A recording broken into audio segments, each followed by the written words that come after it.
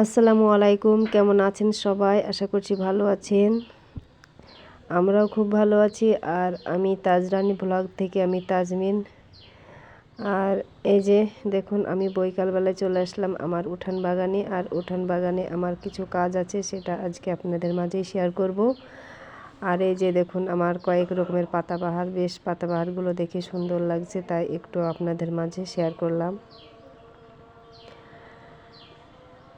আর আমার ভিডিওটি আপনাদের খুবই ভালো লাগবে, আশা করি লাইক দিয়ে ভিডিওটি দেখা শুরু করবেন। ভালো লাগলে কমেন্টের মাধ্যমে আপনাদের মতামতটা জানাবেন, আর বেশি ভালো লাগলে সাবস্ক্রাইব করে পাশে থেকে যাবেন।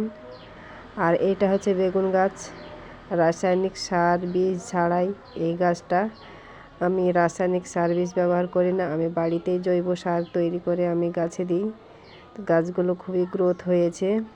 আর এই যে দেখুন, আরও বেগুন গাছ আমার উঠানে মোট 5টা বেগুন গাছ আছে। এই 5টা বেগুন গাছে যদি বেগুন ধরে, ইনশাল্লাহ আমাদের হয়ে যাবে, বেগুনের চাহিদা মিটে যাবে।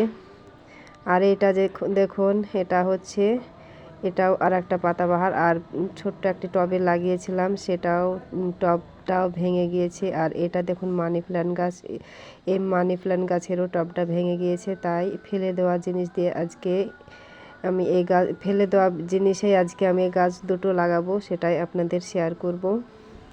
আর বাড়িতে অনেকগুলোই আমরা জিনিস ভাঙড়ি দামে বিক্রি করি এবং ফেলে দিই। সেগুলো ফেলে না দিয়ে এইভাবেই কাজে লাগানো যায়।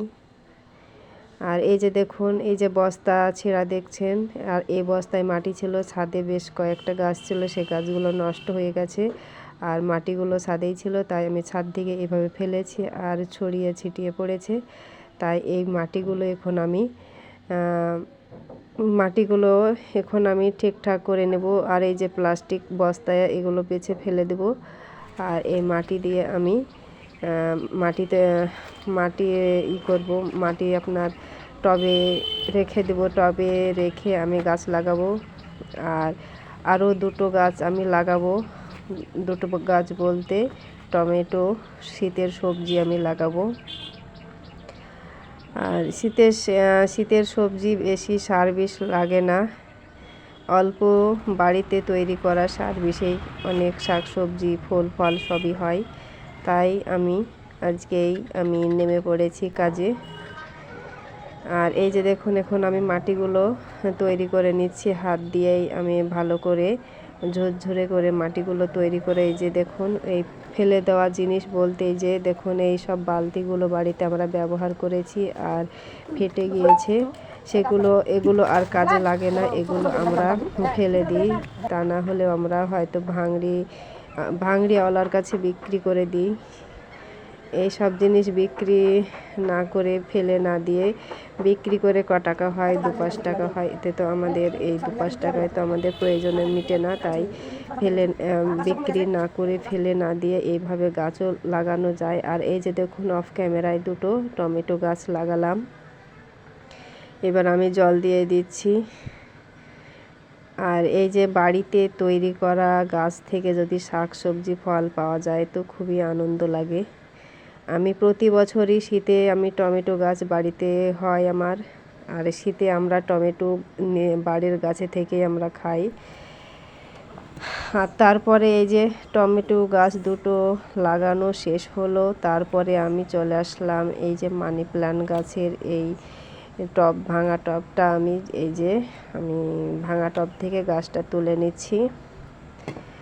আর এই যে দুটো মগ আছে, মগ দুটো ফেটে গিয়েছে, মগ দুটো একদম নতুন, তবুও ফেটে গিয়েছে। এটা তো ব্যবহার করা যাবে না, এটা হয় ভাঙড়ির দোকানে দিতে হবে, তা না হয় বাইরে আবর্জনার সঙ্গে ফেলে দিতে হবে। তো ফেলে না দিয়ে এভাবেই আমরা টব তৈরি করে গাছে কত সুন্দর গাছ হয়ে যায়। আর এই যে দেখুন, এটা ঘরেও রাখা যাবে, যেহেতু এই মগটায় নিচে ছিদ্র নেই, তাই এটা ঘর সাজানোর ক্ষেত্রেও খুবই ভালো। আর এটা হয়ে গেল জ্যান্ত ফুলদানি। এভাবে আমরা বাড়িতেও জ্যান্ত ফুলদানিও লাগানো যায়, ঘর সাজানো যায়। তো আমার তো আর্টিফিশিয়াল ফুলদানি মোটেই পছন্দ হয় না, আর আমার ঘরে নেই। আর আমার এই জ্যান্ত ফুলদানি আমার খুবই পছন্দ, আমার খুবই ভালো লাগে, তাই আমি এইভাবেই আমি দুটো গাছ লাগিয়ে নিলাম। এটা এবার টবটা আশেপাশে আমি চারি সাইডটা আমি ধুয়ে আমি ঘরেও রেখে দিতে পারবো। আর এই ছিল আমার আজকের ভিডিও।